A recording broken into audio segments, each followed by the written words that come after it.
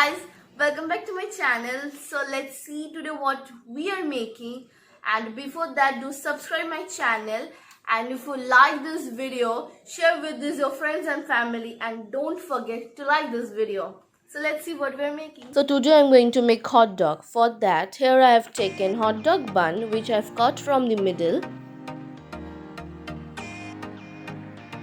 Now add any sauce of your choice. Here I have used mayonnaise and sweet chili sauce.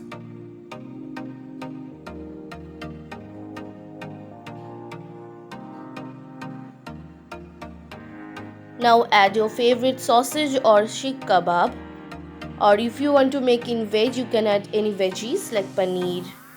Then add some tomato slices, onion slices,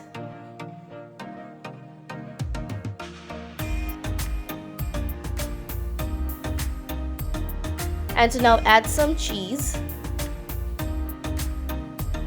and put it in the oven for at least 2 to 3 minutes. So here we go, our hot dog is ready to serve.